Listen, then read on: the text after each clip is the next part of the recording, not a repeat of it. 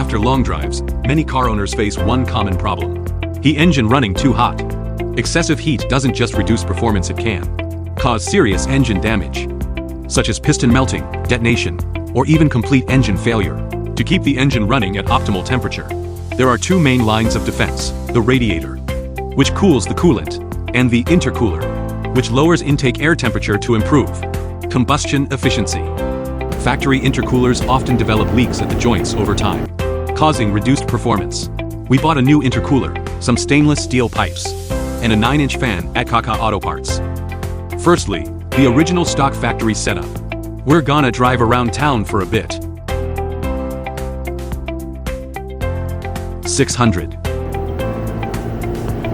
Almost 4,000 revs. But we're doing the speed limit. 7 OK an hour. And just drop back down, alright, 0 to 60.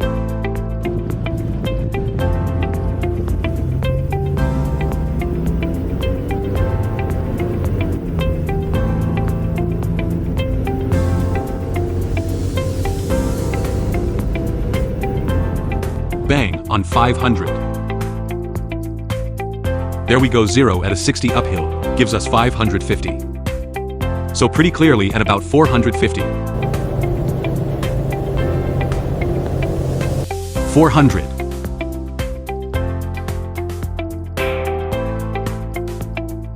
We have received a new intercooler purchased from Maxcool. So this is a 9-inch fan meant to be mounted under the intercooler for when you're driving through sand or haven't got enough speed to really cool down your intercooler just through airflow. I'm dubious about whether they actually work. Let's test it out.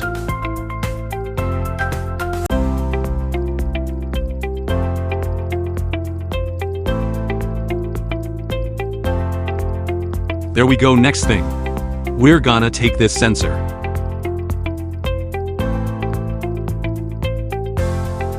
just the 4 mounting bolts, washers on there,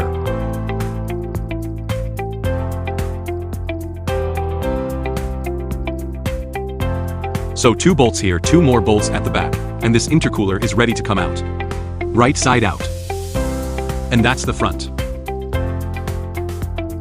Now just gotta lift it out. Awesome.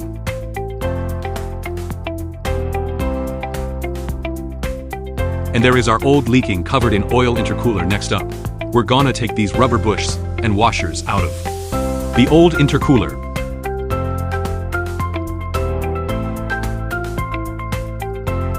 Straight out, alrighty, so everything's off that, and we can get started.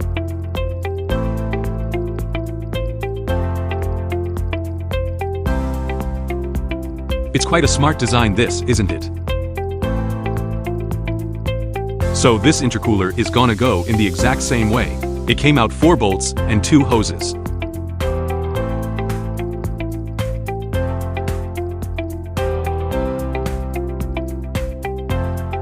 So I think this is how. Now it's built here for a couple with my hands, but this is how the piping is supposed to work.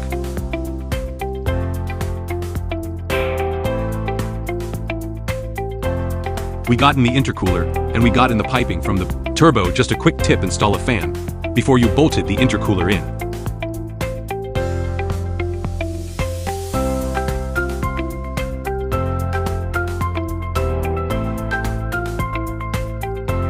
There. Just loose for now.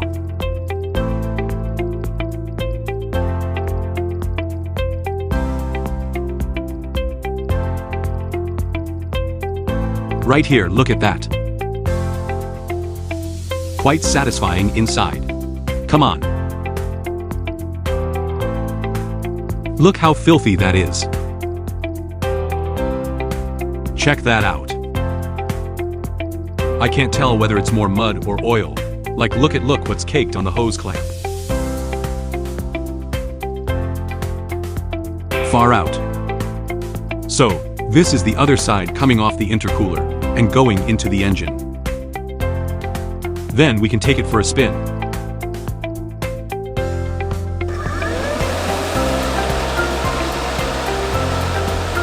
So we've got our new intercooler in, with both sides of piping.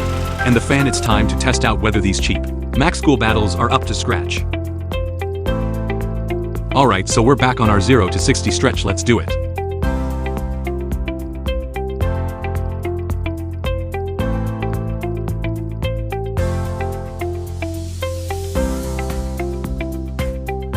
$60.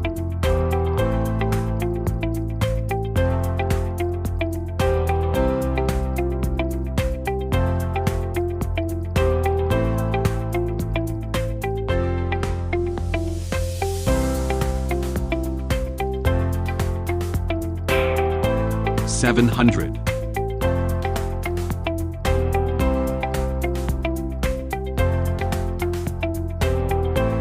Compare side by side. You can see the Maxcool intercooler just takes off so much quicker and accelerates way faster than the stock setup. In terms of cooling, the Maxcool intercooler did not outperform the stock one, and with the fan off, it actually performed worse. But the big surprise was in driving feel. Faster acceleration and sharper throttle response. It also recovers temperature much quicker. Even better, fuel economy improved. From 16.18 L 100 kilometers fully loaded, down to just 12 to 14 L on long trips. So, while cooling wasn't its strong point, the Maxcool intercooler brought real gains in responsiveness and fuel efficiency. If you're looking for a cost-effective solution for your patrol, this intercooler is definitely a solid option.